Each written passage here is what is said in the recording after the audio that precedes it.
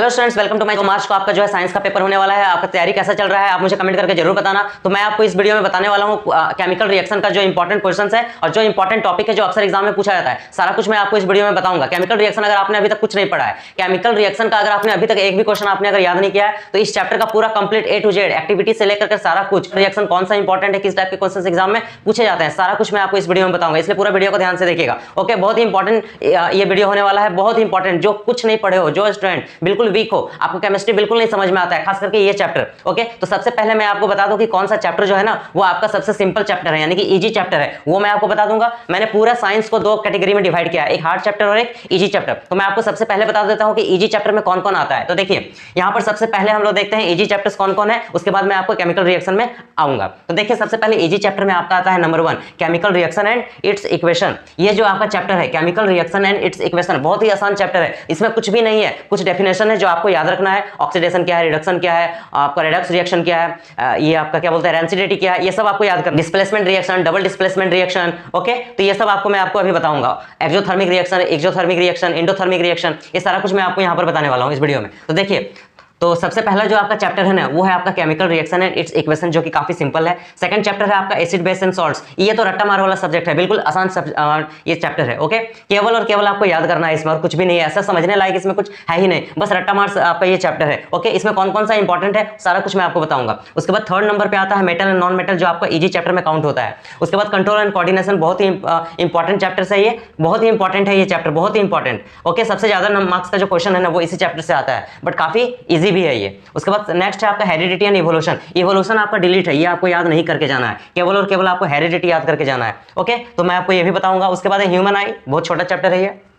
Our environment जो है वो बहुत आसान है, बहुत लाइफ प्रोसेस भी बहुत सिंपल है। डाइजेस्टिव सिस्टम को अच्छे से समझ जाओ, लीवर का फंक्शन क्या है, स्मॉल इंटेस्टाइन का फंक्शन, लार्ज इंटेस्टाइन का फंक्शन, बाइल जूस का फंक्शन, इसमें फंक्शन ही फंक्शन है जो कि आपको याद करके जाना है। ओके, और सब कुछ आपको अच्छे से समझ के जाना है और याद करके जाना, खास करके सबका function. How do organism reproduce, production chapter जो है वो सबसे आसान चैप्टर है, बायो का सबसे इजी चैप्टर है। ओके, ये दो चैप्टर जो है वो काफी इजी है बायो में। उसके बाद हार्ड चैप्टर में आपका कौन कौन सा आता है, देखिए हम लोग हार्ड चैप्टर देखते हैं। हार्ड चैप्टर में आपका लाइट आता है, क्योंकि इसमें न्यूमेरिकल्स भी है, आपको एक एक पॉइंट्स को आपको इसमें समझना पड़ता है। ठीक, तो इसमें आपका रिफ्लेक्शन ऑफ लाइट और रिफ्रैक्शन ऑफ लाइट है, इसको आपको अच्छे से पूरा क्लियर आपको समझना पड़ेगा, पूरा कंसेप्ट आपको इसमें समझना पड़ेगा, प्लस डायग्राम को भी आपको समझ के इसमें न्यूमेरिकल्स भी आपको सॉल्व करना पड़ता है। ये हार्ड चैप्टर में काउंट होता है। फिर है आपका कार्बन कंपाउंड, जो कि हार्ड चैप्टर में आता है। फिर मैग्नेटिक इफेक्ट जो है ये भी आपका हार्ड चैप्टर में आता है, और इलेक्ट्रिसिटी तो खैर हार्ड चैप्टर में आता ही है, क्योंकि इसमें न्यूमेरिकल्स के साथ साथ आपको पूरा कंसेप्ट को आपको अच्छे से क्लियर होना चाहिए, तभी इसमें न्यूमेरिकल्स है वो आपसे बनेगा। सारा चैप्टर जो है ना, हर एक चैप्टर का मैं आपको इंपॉर्टेंट क्वेश्चन बताऊंगा। ओके, तो ये हो गया आपका दो कैटेगरी में मैंने डिवाइड कर दिया। आपको क्या करना है, सबसे पहले इजी चैप्टर को पूरा फिनिश कर ले। तो देखिए ये हमारा केमिस्ट्री का पहला चैप्टर है केमिकल रिएक्शन एंड इक्वेशन।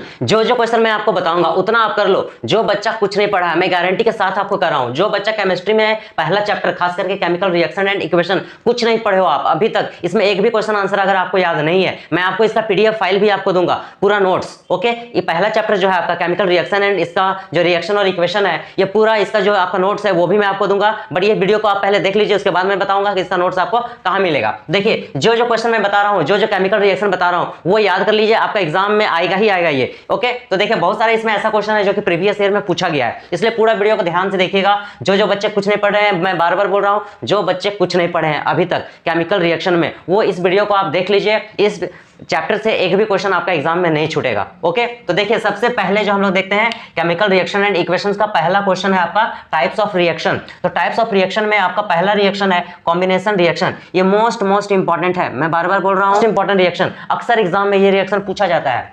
देखिए CaO प्लस H2O, ये क्या बनाएगा रिएक्ट करके, CaOH2 प्लस में हीट, कैल्शियम हाइड्रोक्साइड है ये। CaOH2 क्या है, कैल्शियम हाइड्रोक्साइड है, जिसको हम लोग सेलेक्ट लाइम बोलते हैं, और ये क्या है, क्वेक लाइम है। ओके, ये कॉम्बिनेशन रिएक्शन का डेफिनेशन आपको याद रखना है, और ये एक एग्जांपल आपको याद रखना है। हर एक रिएक्शन का एक एग्जांपल आपको रट के जाना है एग्जाम में, आप ये दिमाग में बैठा लो, हर एक रिएक्शन का एक एग्जांपल आप रट के जाइए। ओके, और कुछ अगर अपने से आप याद नहीं कर सकते हो, तो जो मैंने आपको ये रिएक्शन बताया है, इस रिएक्शन को आप नोट कर लो, एग्जाम में आप याद करके चले जाना। ओके, तो देखिए CaO प्लस H2O क्या बनाएगा, ये CaOH2 बनाएगा प्लस में। तो देखिए ये सिलेक्ट लाइम है, OH का मतलब होता है हाइड्रोक्साइड, OH का मतलब क्या होता है, हाइड्रो ऑक्साइड होता है। ओके, तो ये सेलेक्ट लाइम बनाएगा और हीट प्रोड्यूस करेगा, ये क्वेक लाइम है। ठीक, सेलेक्ट लाइम है जिससे हम लोग दीवार वगैरह जो है पेंट करते हैं। उसके बाद सेकंड है आपका डीकम्पोजिशन रिएक्शन, ये भी इंपॉर्टेंट है। डीकम्पोजिशन रिएक्शन ये क्या बनाएगा, ये कैसे रिएक्ट करता है, composition reaction, decomposition reaction, FeSO4 ये हीट के प्रेजेंट में क्या करेगा, Fe2O3 प्लस में SO2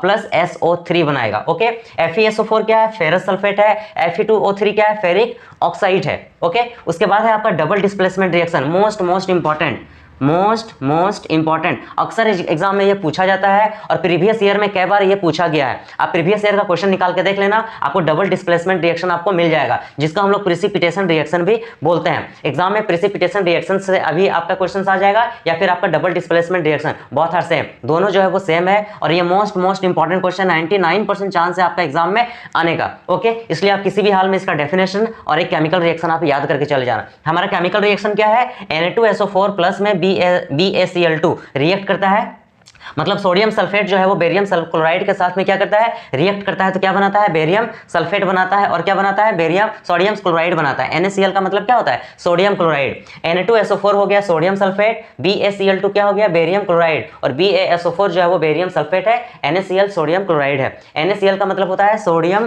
क्लोराइड, Na का मतलब सोडियम होता है, Cl का मतलब क्लोराइड होता है, यानी कि सोडियम क्लोराइड होता है। ओके, तो Na2SO4 जो है वो BaCl2 के साथ रिएक्ट करेगा तो क्या बनाएगा, BaSO4 बेरियम सल्फेट बनाएगा और NaCl बनाएगा, सोडियम क्लोराइड बनाएगा। तो ये एग्जांपल आपको याद रखना है केमिकल रिएक्शन, जिसको हम लोग प्रेसिपिटेशन रिएक्शन भी बोलते हैं, डबल डिस्प्लेसमेंट रिएक्शन को। मोस्ट इंपॉर्टेंट है ये, 99% चांस है एग्जाम में आने का, इसलिए इसको आप हल्के में बिल्कुल नहीं लीजिएगा। जिन्होंने अभी तक याद नहीं किया है, इसका डेफिनेशन और एक एग्जाम्पल आप याद कर लीजिए। ओके, नेक्स्ट पे हम लोग आते हैं डिस्प्लेसमेंट रिएक्शन, जो कि आपका बहुत इंपॉर्टेंट है। ओके, आपको इसको याद कर लेना है। Fe प्लस में CuSO4 के साथ रिएक्ट करता है, मतलब आयरन जो है वो कॉपर सल्फेट के साथ रिएक्ट करता है तो क्या बनाता है, आयरन सल्फेट, जिसको हम लोग FeSO4 बोलते हैं, और कॉपर। ओके, यानी Fe क्या है, आयरन है, CuSO4 क्या है, कॉपर सल्फेट है, ये दोनों रिएक्ट करके क्या बनाएगा, आयरन सल्फेट बनाएगा, यानी कि FeSO4 बनाएगा और प्लस में Cu मींस कॉपर। ओके, एक एग्जांपल और है आपका Pb का मतलब लीड होता है, लेड भी बोलेंगे इसको और लीड भी बोलेंगे।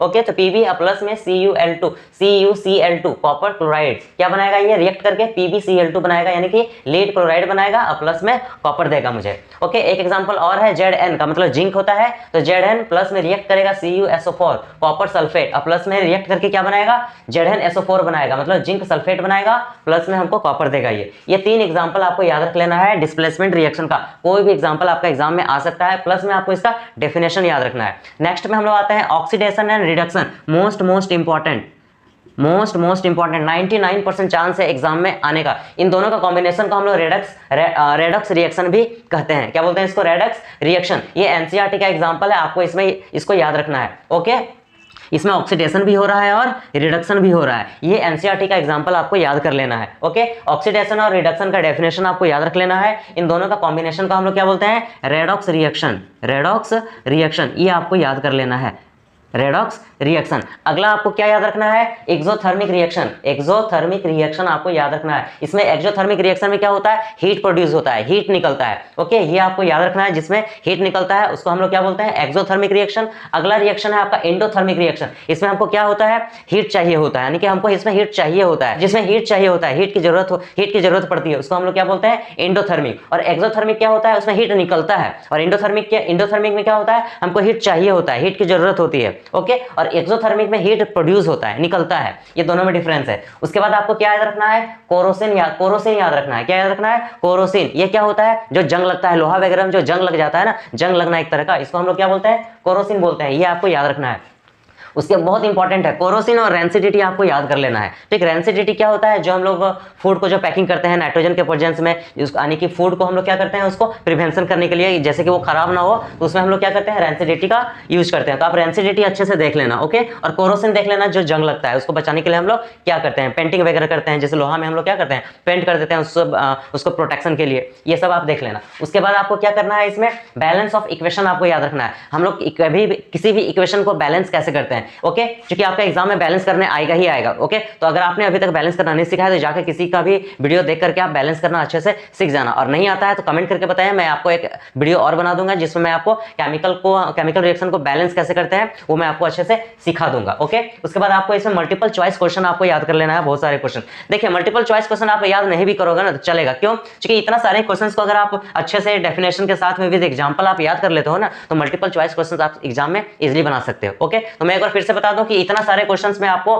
इससे बाहर आपका एग्जाम में एक भी क्वेश्चन नहीं आएगा, ये 99% मैं आपको गारंटी देता हूं, इसके बाहर आपका एग्जाम में नहीं आने वाला है। और क्या करना है आपको, बहुत सारा क्वेश्चन आंसर है उसको आपको कुछ याद कर लेना है। वो कहां मिलेगा आपको, मैं अभी आपको बताता हूं। देखिए इस वीडियो के डिस्क्रिप्शन में आपको एक लिंक मिलेगा पीडीएफ का, नोट्स का, इस चैप्टर का, केमिकल रिएक्शन का, उसको जाके आप डाउनलोड कर लीजिए, उसमें सारा कुछ आपको मिल जाएगा, प्लस में मल्टीपल चॉइस क्वेश्चंस भी आपको मिलेगा। तो इस वीडियो में आपको मैंने बता दिया कॉम्बिनेशन रिएक्शन मोस्ट इंपॉर्टेंट, किसी भी हाल में आपको याद कर लेना है। डिकम्पोजिशन रिएक्शन आपको याद कर लेना है। डबल डिस्प्लेसमेंट रिएक्शन जिसको हम लोग प्रेसिपिटेशन रिएक्शन भी बोलते हैं, मोस्ट इंपॉर्टेंट, 99% चांस एग्जाम में आने का, किसी भी हाल में आपको इसको रट्टा मार के जाना है। उसके बाद है डबल डिस्प्लेसमेंट रिएक्शन, ये 3 एग्जांपल मैंने दे दिया, कोई एक एग्जांपल आप जरूर याद करके जाना। ऑक्सीडेशन रिडक्शन जिसका कॉम्बिनेशन को हम लोग रेडक्स रिएक्शन बोलते हैं, 99% चांस एग्जाम में आने का, आप इसको जरूर याद कर लेना। Exothermic endothermic most important, 99% chance हो सकता है एग्जाम में आपका आ जाए, इसलिए आप इसको जरूर याद कर लेना। उसके बाद कोरोसिन, रेसिडिटी और हम लोग इक्वेशन को बैलेंस कैसे करते हैं ये आपको याद कर लेना है। और आपको एनसीईआरटी में कुछ एक्टिविटी दिया गया है, तो एनसीईआरटी का जो एक्टिविटी है ना आप याद कर लेना, एक एक्टिविटी गारंटी है, 99% मैं आपको गारंटी देता हूं एनसीईआरटी का एक एक्टिविटी आपका एग्जाम में इस बार आने वाला है। ओके, तो एनसीईआरटी का एक एक्टिविटी आप जरूर याद कर लेना। पहला एक्टिविटी मैं आपको बता देता हूं, burning of magnesium ribbon. Magnesium के फीते को जलाने से पहले हम लोग साफ क्यों करते हैं, वो जो आपका एक्टिविटी है उस एक्टिविटी को आप याद कर लेना। अगला है heating of lead nitrate, heating of lead nitrate, ये 2 एक्टिविटी है जो कि आपको याद कर लेना है। एनसीईआरटी के एक बुक में आपका दिया हुआ है, जहां एनसीईआरटी को बुक को निकाल लेना है वहां पर देख लेना, 2 एक्टिविटी आपको मिल जाएगा, एक मिलेगा बर्निंग ऑफ मैग्नीशियम रिबन और एक मिलेगा हीटिंग ऑफ लीड नाइट्रेट। ये 2 आपका एक्टिविटीज है जो एग्जाम में आपका पूछा जाने वाला है, इसको आप याद कर लेना। तो इतना सारा मैं आपको बता दिया, मैं आपको 99% गारंटी दे रहा हूं, बार बार बोल रहा हूं, इससे बाहर आपका एग्जाम में नहीं आने वाला है। ओके, मल्टीपल चॉइस क्वेश्चन इतना पढ़ने के बाद आपको ऑटोमेटिक आपसे एग्जाम में बन जाएगा। वीडियो के डिस्क्रिप्शन में जाइए, वहां पर आपको पीडीएफ नोट्स मिल जाएगा, उसको डाउनलोड करके आप अच्छे से रिवीजन कर लीजिए। ओके, इस वीडियो में इतना ही बताता हूं, मिलते हैं फिर नेक्स्ट वीडियो में, तब तक के लिए थैंक यू।